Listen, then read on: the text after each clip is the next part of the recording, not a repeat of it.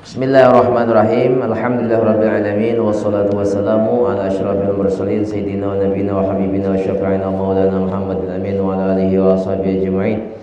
Qala al-mu'allif rahimahullah ta'ala wa daman nafa'a bi ulumihi wa ulumikum fid dharain amin. Wala haula wala quwwata illa billahil aliyyil azim al-azizil alim radhiyallahu anni wa ankum wa an jami'il muslimin. Qala radhiyallahu anhu. Alhamdulillah, pertama-tama kita ucapkan kehadirat Allah Subhanahu wa taala. Pada malam hari ini kita kembali lagi melanjutkan membaca kitab Sifat 20 Habib Utsman Batawi. Mudah-mudahan kita semua mendapat limpahan rahmat dari Allah Subhanahu wa taala seketurunan. Amin Allahumma amin. Selawat dan salam Allahumma shalli ala sayyidina maulana Muhammadin wa ala alihi wa ashabihi ajma'in. Di antara makna la ilaha illallah kemarin, la musakkina, tiada yang mendiamkan,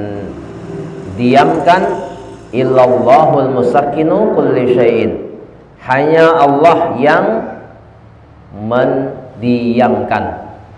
Di antara makna la ilaha illallah adalah la musakkina, la muharrika, la mumita, tidak ada yang mematikan, tidak ada yang menggerakkan, tidak ada yang mendiamkan.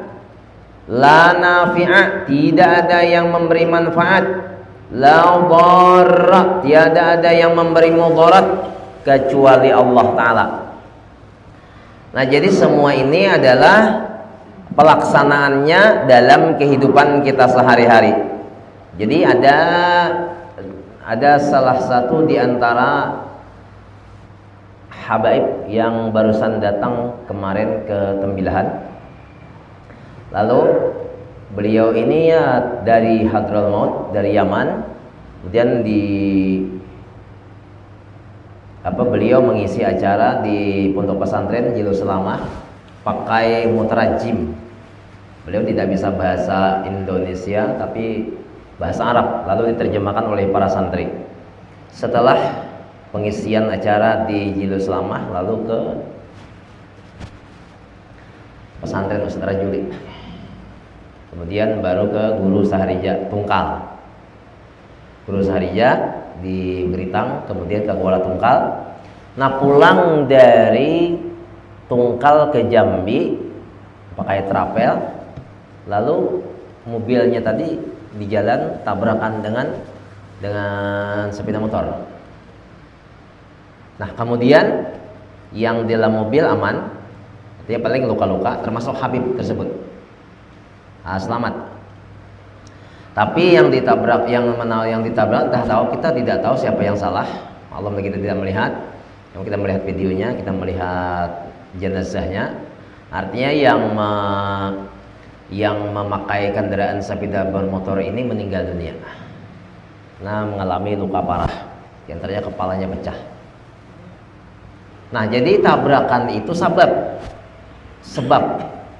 Jadi salah satu makna la ilaha illallah, tidak ada yang mematikan, tidak ada yang mengambil roh kecuali Allah. Jadi pada ketika kita melihat kejadian seperti itu, maka ini yang mematikan adalah Allah Ta'ala, cuman melalui sebab tabrakan. Nah, gitu caranya. Jadi pada ketika kita melihat sesuatu, langsung hati kita ke Allah Subhanahu wa taala. Kemudian kita melihat jam dinding. Jam dinding ini kan pakai baterai. Suatu saat baterainya habis. Lalu diam. Nah, diamnya itu tuh bukan baterai yang mendiamkan. Yang mendiamkan jam dinding itu adalah Allah. Cuman sebab baterainya habis. Nah, kalau kita mengatakan langsung baterainya habis, tidak ada di hati yang mendiamkan jam dinding itu kecuali Allah. Nah, itulah yang dimaksud dengan kemusyrikan khafi. Musyrik secara sir. Nah, di hati. Jadi tidak ada di hati itu kecuali Allah Ta'ala. Nah, inilah yang dimaksud ingat kepada Allah Ta'ala qu'udan wa qiyaman Waktu berduduk, waktu berdiri, waktu duduk, waktu berbaring, ingat terus kepada Allah Ta'ala dimanapun dan kapanpun kita berada. Nah kemudian la nafi'a, tidak ada yang memberi tidak ada yang menggerakkan, tidak ada yang menggerakkan kecuali Allah. Bergerak, kita bergerak, siapa yang menggerakkan? Allah. Kita berdiam, siapa yang mendiamkan? Allah. Kemudian la nafi'a, tidak ada yang memberi manfaat kecuali Allah. Kita memakai duit sekarang, kita pakai duit belanja. Apa manfaatnya duit? Duit itu manfaatnya bisa dibelanjakan. Siapa yang memberi manfaatnya? Allah Ta'ala melalui sebab duit.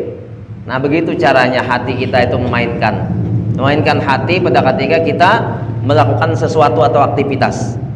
Kemudian la dharra, tidak ada yang memudaratkan kecuali Allah. Umpamanya kita memegang pisau lalu luka, nah siapa yang melukai? Siapa yang menyakitkan? Allah. Pisau hanya sebab. Kita memegang api, kemudian terkena api, panas, siapa yang memanaskan? Sehingga menjadi angus, menjadi gosong tangan kita? Allah Ta'ala. Cuman melewati sebab api. Nah begitu caranya. Nah ini salah satu di antara beberapa makna la ilaha illallah. Jadi keterangan dari Guru Bakhit, kata beliau la ilaha illallah itu kalau kita maknakan tiada Tuhan selain Allah, itu makna orang baru masuk Islam. Makna baru orang masuk Islam. Masuk Islam hanya saja orang ini. Cuman tapi kalau kita memaknakan tidak ada la ilaha illallah, tidak ada yang menciptakan kecuali Allah.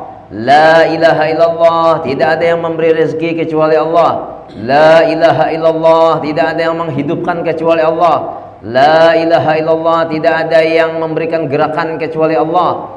La musakina illallah, tidak ada yang mendiamkan kecuali Allah. Tidak ada yang memberi manfaat kecuali Allah. Tidak ada yang memudaratkan kecuali Allah. La mutasarrifa fil wujud, tiada yang melakukan di dalam segala keadaan illallahul mutasarriful wujud.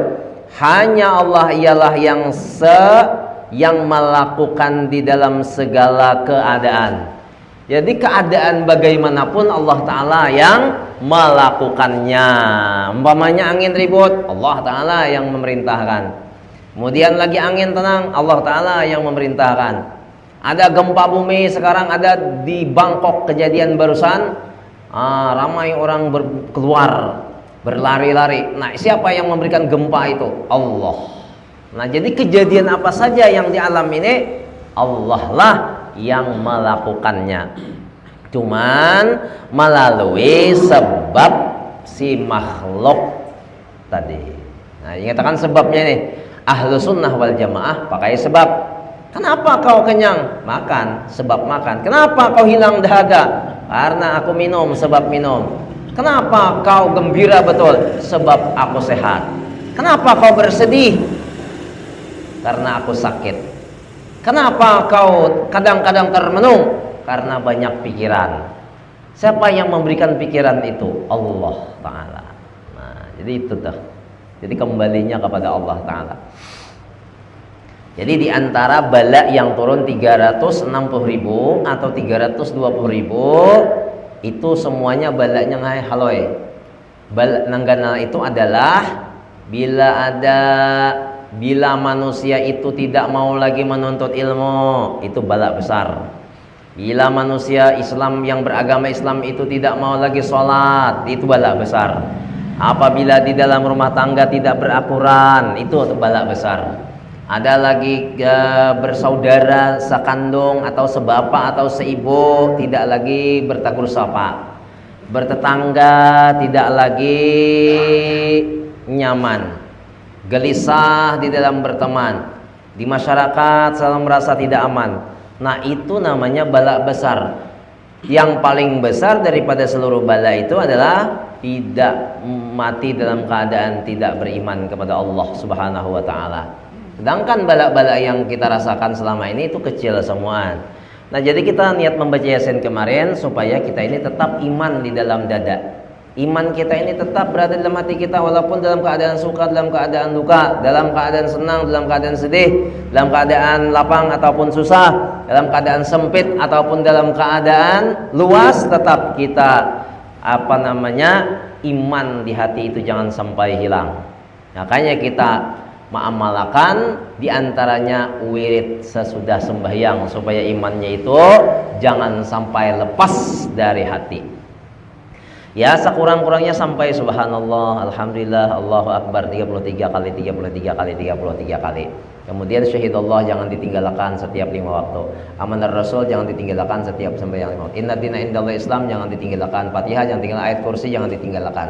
Setiap sembahyang 5 waktu. Supaya iman kita ini jangan lepas dari badan.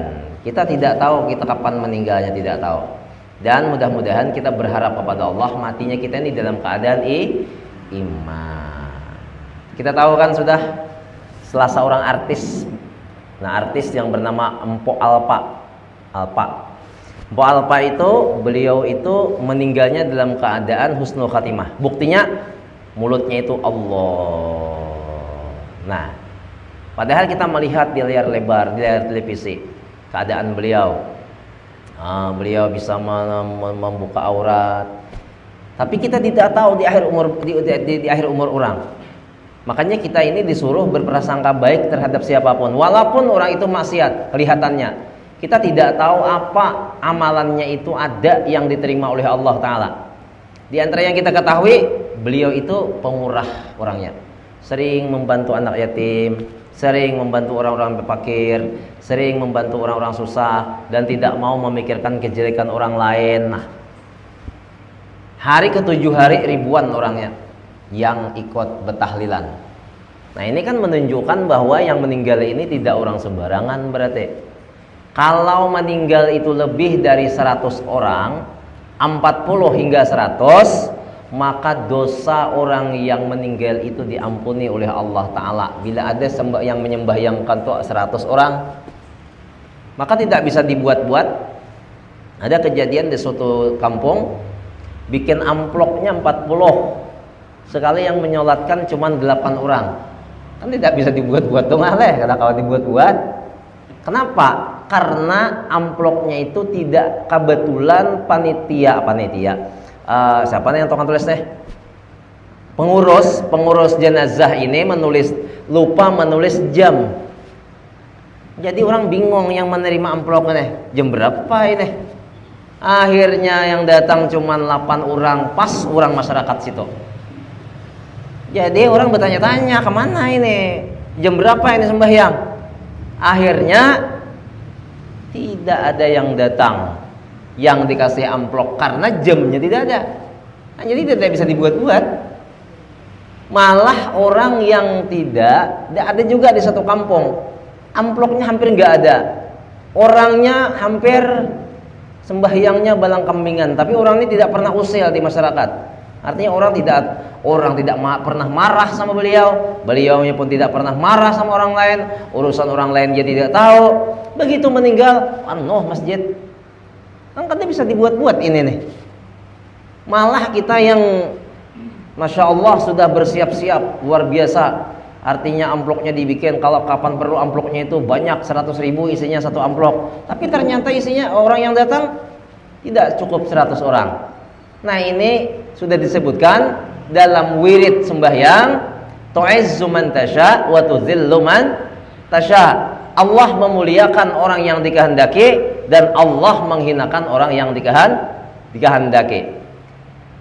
Orang yang dimuliakan Allah, tidak ada satupun manusia yang bisa menghinakan. Orang yang dihinakan oleh Allah, tidak ada satupun manusia yang dapat memuliakan. Walau setembilahan ini orang cinta sayang dengan kita, kalau Allah Ta'ala nggak cinta nggak sayang, tetap tidak bisa menerima cinta dan kasih Allah Ta'ala. Walaupun satu tembilahan ini orang tidak cinta dan tidak sayang dengan, bahkan memusuhi kita seluruh tembilahan, tapi kita dengan Allah Ta'ala baik, Allah Ta'ala memuliakan kita. Nah, ini tidak bisa juga dihinakan. Nah, jadi kita harapan itu supaya Allah Ta'ala ini ridha dan senang terhadap kita. Kita kada perlu mencari pujian orang lain.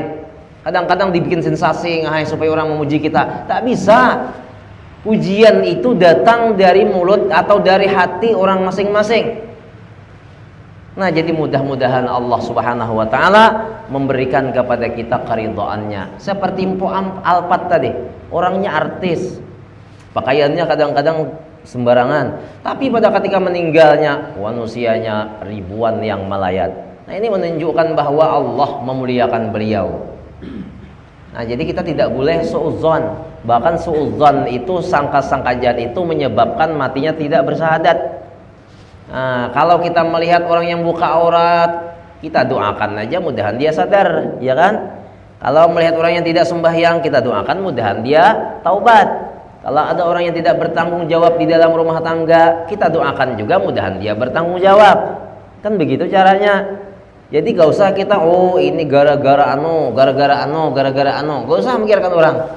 Kita aja yang kita pikirkan.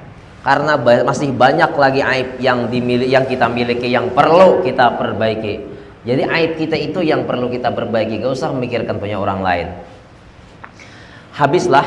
Nah, jadi inilah makna la ilaha illallah.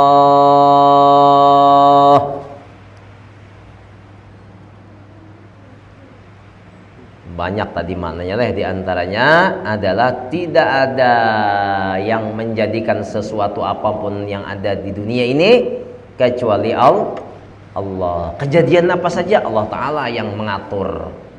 Allah Ta'ala yang mengatur semua kejadian yang ada di alam semesta.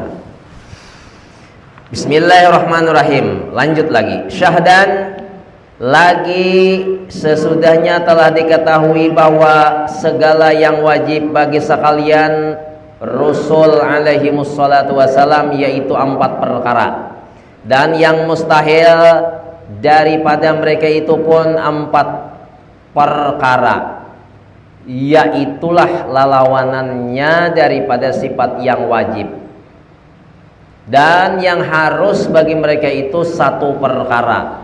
Maka jumlahnya 9 aqaid pada sekalian Rasul, dan disertakan pula di sini 4 perkara daripada rukun iman.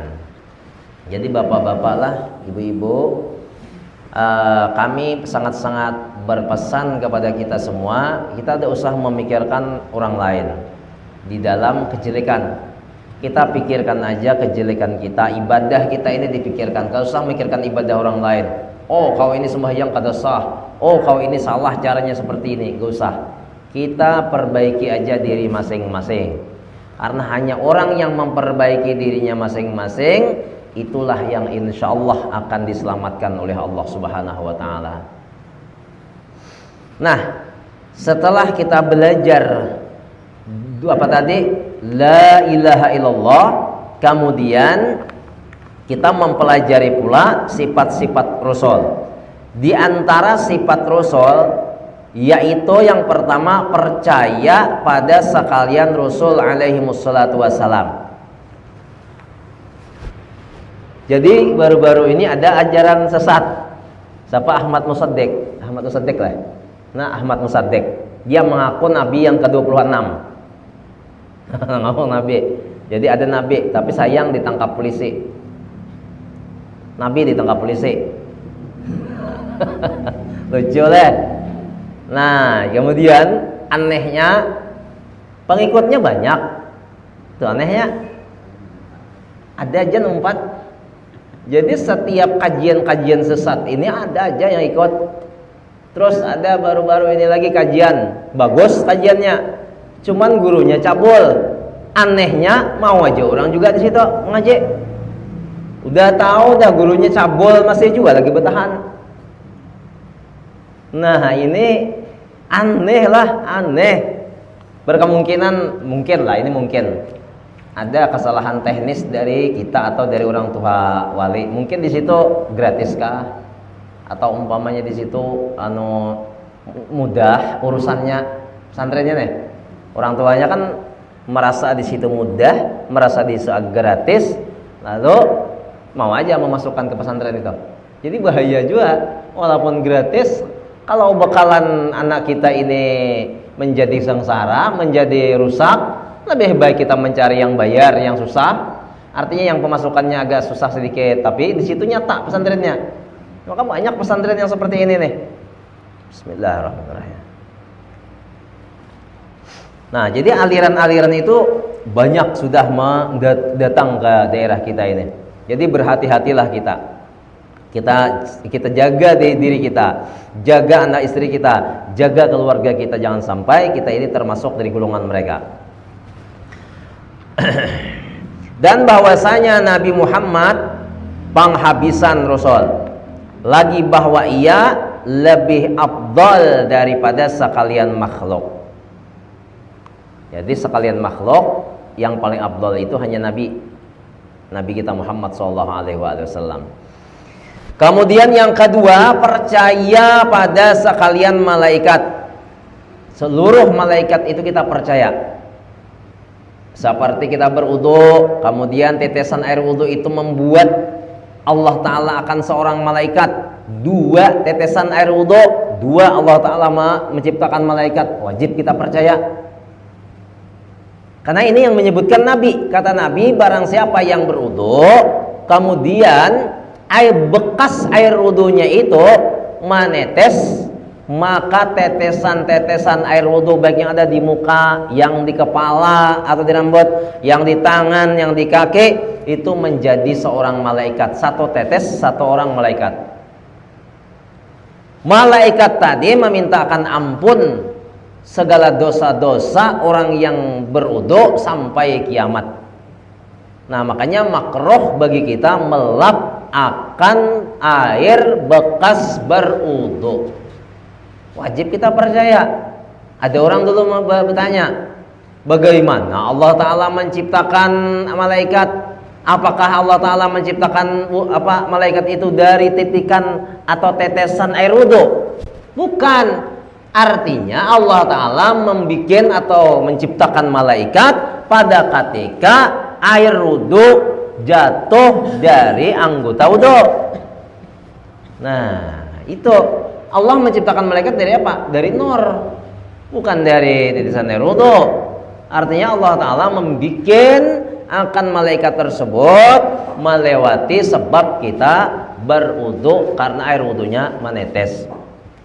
Nah, jadi kita kalau ada umpamanya juga penyakit, nah penyakit ini tidak kunjung sembuh, nah, penyakit tidak kunjung sembuh, berobat sudah kemana-mana, itu minum aja sedikit aja bekas wudu. Umpamanya bekas wudu itu ada tersisa sedikit di bibir, masukkan aja ke mulut, atau tersisa di tangan, dimasukkan aja ke mulut.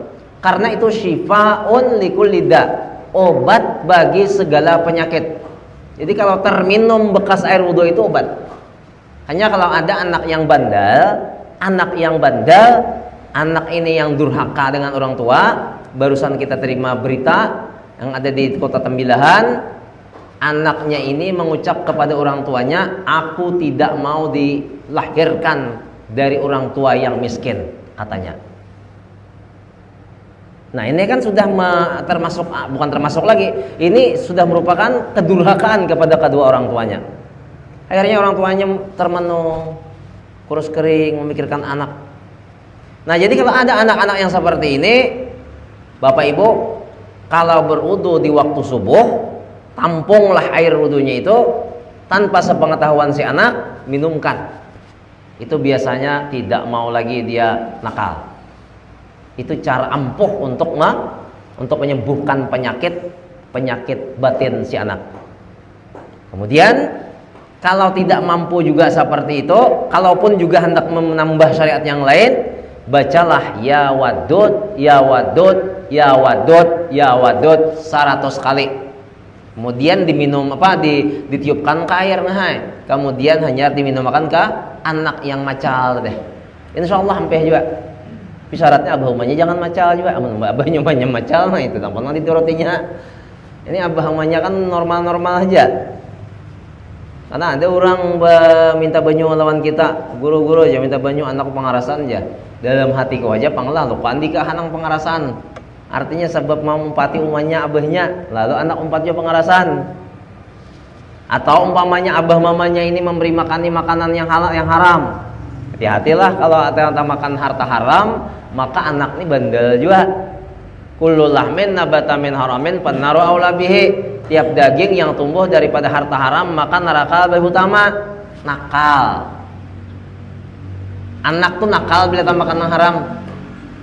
Jangankan kakanakan nang tuha dan nakal juga kalau sudah makan yang haram. Iyalah. Nah, kalau sudah termakan benda-benda yang diharamkan, haram ini ada memang ada dua. Ada haram zatnya, ada haram dari kerjaannya. Yang dimakan nasi, lauknya umpamanya biasa aja, cuman hasilnya itu dari usaha yang tidak halal. Umpamanya riba, nah itu kan tidak halal. Nah jadi guruku dahulu mengatakan, kata beliau, penyebab anak nakal, penyebab istri nakal, penyebab diri kita sendiri menjadi orang nakal karena makanan minumannya tidak halal. Namun sudah korupsi, koruptor, itu ada kisah lagi, ada kisah. Sedangkan kita yang jual beli tidak ijab kabul aja sudah kena yang haram, tidak ijab kabul. Kutukarlah, kujual lah, kadang-kadang kayak itu haram juga, riba juga. Apalagi berhutang duit. Nah berhutang duit 1 juta, bayarnya 1.200.000, maka yang 200-nya ini adalah riba. Yang memberi dan yang menerima sama-sama masuk ke dalam neraka. Jadi tidak yang menerima aja yang mendapatkan vonis neraka, juga yang memberi karena menolongi orang supaya berbuat dosa. Nah ingatakan ini. Jadi penyebabnya orang nakal itu diantaranya adalah makanan minumannya kada halal. Biar 10 kali sehari meminumnya, besah paru-parunya sudah meminum. Sampai minum banyu rambut Rasulullah, sampai meminum lagi air zam-zam. Asal orang datang dari Makkah minum zam-zam. Yang anehnya lagi ngalah, sampai pulang dari Makkah sudah selesai umroh, sudah haji, kurangnya pulang, tapi bulik masih hai nakal. Ini banyak terjadi nih, banyak sekali terjadi. Kenapa? Berkemungkinan makanannya mungkin masih aja kayak bahari, minumannya masih aja kayak bahari, kelakuan kada berubah. Harusnya kan kalau sudah bulik dari haji atau dari umrah nih berubahlah.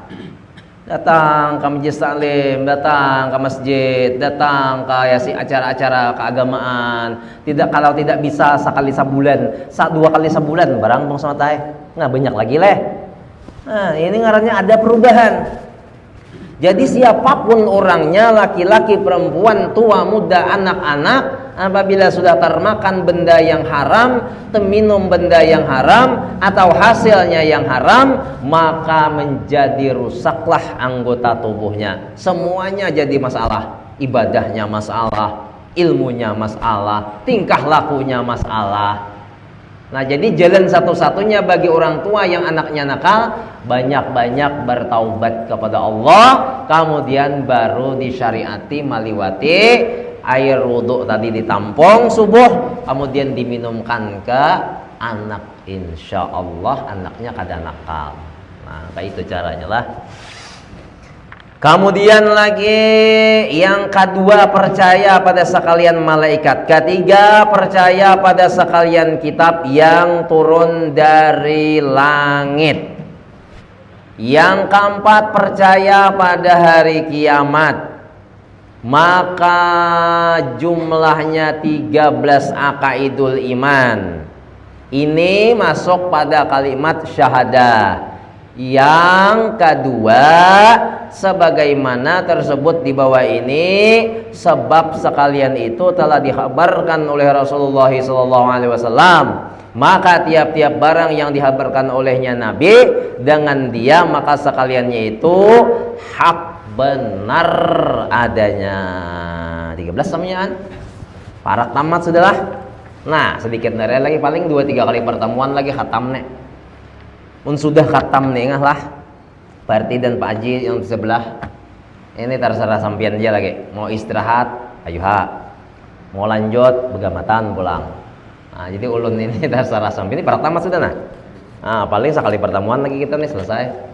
Amun lanjut kita lanjutkan kitab-kitab yang kita baca lah kitab yang lain lah. Amun umpamanya hendak memendakan pun Pak RT memendakan aja boleh juga. Nah, amun lanjut kita lanjut. Amun hendak memendakan kalau asa hendak nang napakah lah marubah umpamanya hendak ustadz yang lain umpamanya silakan juga. Nah, ada ustadz yang lain beri asa hendak isi di sini silakan. Ulun pemendak. Atau umpamanya ulun setengah bulan nang guru lain pulang separuhnya. Ulun setengah bulan, seminggu sekali bang lah. Nah seminggunya ini orangnya boleh juga. Kalau hendak nang kayak itu. Cuman nang bagus tuh betunggal aja bang lah. Jadi nyaman lari. Kayaknya pendapat ini aja kayak itu aja nih. Nah imbah merusak kamu tak. Bisa membanding-banding kan pulang. Nah katanya tuh lagi bila katanya tuh habis rusak jadinya hati oleh. Nah terserah sampean aja. Insyaallah sekali pertemuan lagi kita tamat pulang tauhid alhamdulillah tangga ibadah selesai sudah. Sifat 20 Osman Batawi selesai pulang nah para namanya sambungannya lagi apa nggak nang sempat Pak Kawir apa ngarannya kitab Hidayatul Salikin kah? Nah Hidayatul Salikin itu ibadah isinya yang banyak. Singkat-singkat di situ juga dihatakan keadaan lah kayaknya napa nang bagus kita baca lah. Ada aja kayaknya. Hidayatul Salikin tuh isinya ibadah-ibadah. Dan ibadahnya itu agak sedikit ada perbedaan dengan perukunan. Bikin ngomong pulang. Memang ada tambahan, ada kekurangan. Ada tambahan, ada kekurangnya. Itu nah. Cuman aku melihat kami juga beberapa kali khatam sudah toh Hidayatul Salikin itu. Jadi kayak wirid agak sedikit baru balain lawan perukunan. Kemudian kayak doa-doa agak belain sedikit juga lawan perukunan. Nah, jadi kan merubahnya tuh agak susah. Tapi baik aja di situ. Cuma di situ kajian tasawufnya mantap. Kajian tasawufnya ada 3 pas itu tauhid di awal, fikih di tengah, kemudian tasawuf di ujung. Ketiga-tiganya ada. Fikih, tauhid, tasawuf ada. Cuma untuk orang awam yang kayak kita nih. Kalau untuk orang yang sudah top kan lain lagi pelajarannya nih toh. Sama Sairul Salikin itu fikihnya ada, tauhidnya ada, fikihnya ada, tasawufnya ada, sama. Karena ini sama-sama susunan karangan daripada Al-Imam Abdus Somad Palimbang. Nah, Abdus Somad Palimbang ini orang Palembang, mamanya orang Thailand, abahnya orang Palembang. Lalu beliau ini berjuang perang ke Thailand. Nah, jadi beliau itu wafatnya di Thailand sana. Menurut cerita beliau berjuang melawan penjajah sehingga kepala beliau dipancung, akhirnya putus. Itu Syekh Abdul Somad itu. Nah, jadi orang ini dua nih, syahid dunia ya juga, syahid akhirat ya juga karena berperang. Kepala beliau putus. Karena orang Bahari itu mencari bukti. Mana buktinya beliau mati? Nah, ini buktinya. Mana orang Belanda kan nih buktinya nah. Jadi kalau orang nak berziarah ke Palembang, Syekh Abdul Somad ada di situ. Adanya di Thailand sana. Nah, Syekh Abdul Hamid hendak mencari ke Banjar adanya di Pulau Panjangat. Nah, Pulau Panjangat itu kan Syekh Syihabuddin. Syekh Syihabuddin itu putra dari Syekh Muhammad Arsyad Al-Banjari. Syekh Syihabuddin ini paguruan dari Syekh An-Nawawi Al-Bantani. Syekh Nawawi Al-Bantani itu adalah gurunya oleh Syekh Abdurrahman Siddiq. Jadi orang tuh itu aja ulang-ulang nah, putar-putar. Jadi paguruan yang aslinya adalah Syekh Muhammad Arsyad Al-Banjari. Mudah-mudahan kita semua dapat berkat lah, amin. Allahumma amin. Al-Fatihah.